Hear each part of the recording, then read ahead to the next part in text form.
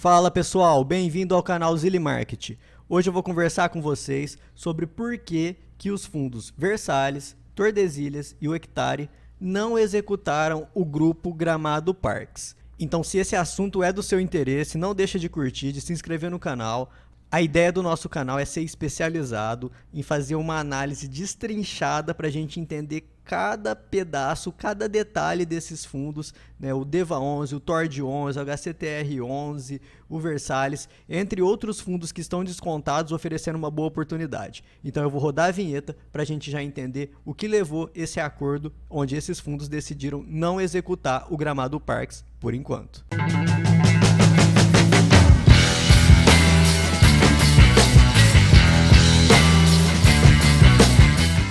Bom pessoal, para mostrar que eu mato a cobra e mostro o pau, no último vídeo eu falei para vocês sobre o Betal 11, no penúltimo vídeo eu tinha falado sobre o Betra 11, então no último eu falei sobre o Betal, falei que ia adquirir um pouquinho de cotas. Se você não viu esse vídeo, eu vou deixar no final aqui para você ter acesso ao Betal 11, um fundo que eu entendi como uma oportunidade, mas é aquilo que eu sempre falo, o canal não faz nenhuma recomendação de investimento, cada um faz aquilo que acha mais conveniente para sua carteira e tudo que a gente fala aqui tem fim meramente educativo. E também comprei mais um pouquinho de cotas do Betra 11, né, porque ele deu uma caidinha e mesmo com aquele problema que a gente falou sobre a recuperação judicial do grupo Bergamasco, que é promitente comprador de uma propriedade do Betra 11, mas eu entendo que a terra é um ativo que vai se valorizar muito, então eu continuo acreditando no Betra 11. Então vamos lá para a nossa análise do dia. Para falar do porquê que o Versalhes, o TORD e o HCTR não executaram o Gramado Parques, eu vou fazer um resumo para vocês de uma entrevista que foi feita aqui no canal Clique Invest,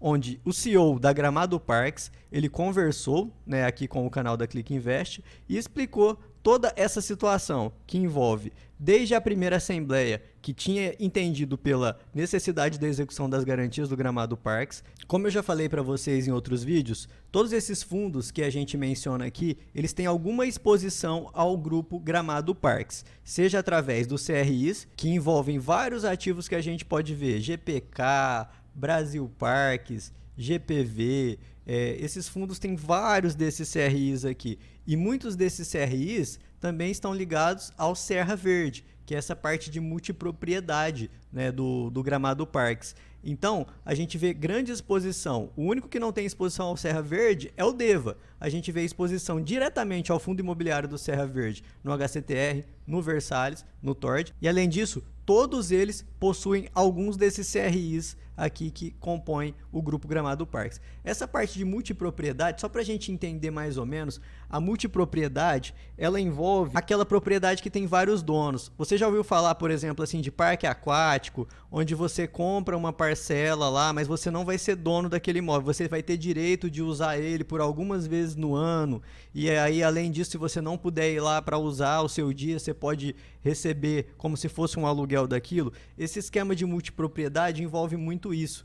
E o que o Gramado Parques está sofrendo às vezes? Com muitos distratos, porque o pessoal às vezes compra, arrepende, e essa parte de multipropriedade, por ser uma coisa nova no Brasil, recentemente regulamentada, então isso gera muita confusão ainda, e por isso o Serra Verde, principalmente no período de pandemia, acabou sofrendo muito com distratos, né? Não só o Serra Verde, o Gramado Parques como um todo. Mas o Gramado Parques, eu vou fazer um resumo agora para vocês do que foi falado nesse vídeo, da entrevista com o Ronaldo Costa Beber, que é o CEO do grupo Gramado Parques, e primeiramente ele começa falando que o grupo Gramado Parques está muito bem, né, que teve recorde de arrecadação, que ele tem vários parques premiados, a construção de roda gigante, que a parte de hotelaria está indo muito bem, que tem boas perspectivas para o futuro. E aí a gente pensa, mas espera aí, se está tudo perfeito, por que não paga meu CRI? Né? Por que então tá devendo? E aí ele explica no vídeo sobre o período da pandemia, né, que vários parques ficaram fechados, o Snowland tinha dia que não sabia se abria ou se não abria, e a neve derretia, aí tinha que levar para congelar de novo,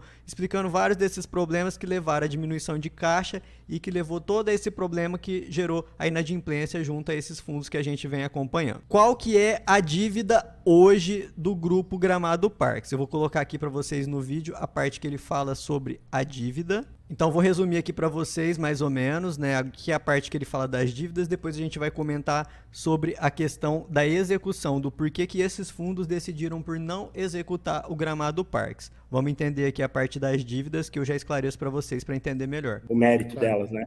Mas resumidamente, a gente tem uma estrutura, a empresa tinha uma estrutura de dívida de próximo a 1,5 bilhão, tá? E desse 1,5 bilhão, 1/3 eram dívidas que não estavam atreladas a fundos imobiliários, a certificados de recebíveis imobiliários ou debêntures adquiridas por esses fundos. Desculpa, 2/3 estavam ligados a fundos, né, indiretamente expostos ao mercado de capitais, e 1/3 era composto por outras obrigações, como trabalhistas, devoluções de distratos, credores fornecedores mesmo. Então, eu diria que 2/3 via mercado de capitais e 1/3 em números grandes, né?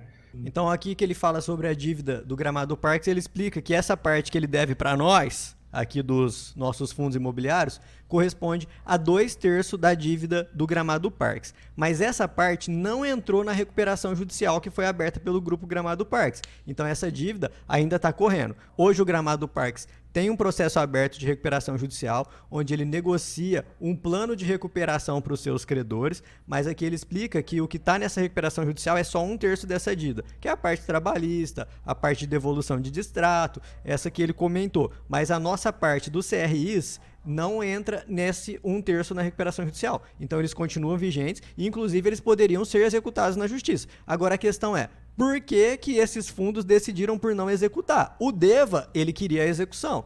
Tanto que aqui ele comenta sobre a situação do DEVA, né? Fala, o DEVA nem foi visitar lá o Gramado, não conversou com a gente, não quis conversa.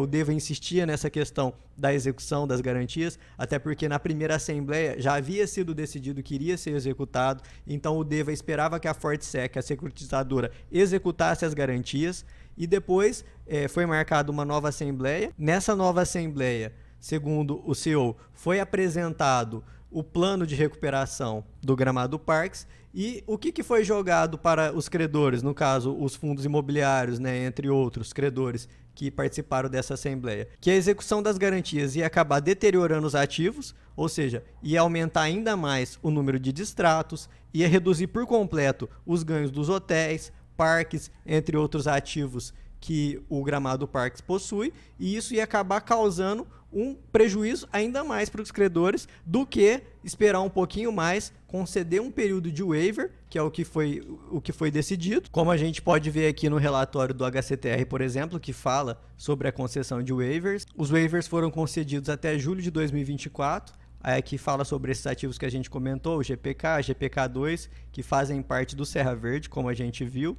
Aí aqui GVI, Gramado BV, Brasil Parques, entre outros ativos que conseguiram também um período de waiver para que pudessem melhorar o seu caixa e voltar a fazer os pagamentos dos CRIs. Segundo o CEO, Ronaldo Costa Beber, a Gramado Parques está se reestruturando. Ele fala que está aumentando muito a arrecadação e, segundo o relato dele, o Gramado Parques vai conseguir adimplir todas as obrigações quando o período de waiver terminar. Com relação ao descontentamento do DEVAN, né, do DEVA 11, que inclusive está pedindo a anulação da Assembleia por falar que a forma como foi conduzida não respeitou o contraditório, a ampla defesa, não deu voz para todos os credores poder questionar e ter as suas dúvidas esclarecidas antes de votar, ele comenta a seguinte questão, que caso haja a anulação na Justiça, ele acredita que, fazendo uma nova assembleia, aqueles credores que acreditaram na recuperação do Grupo Gramado Parques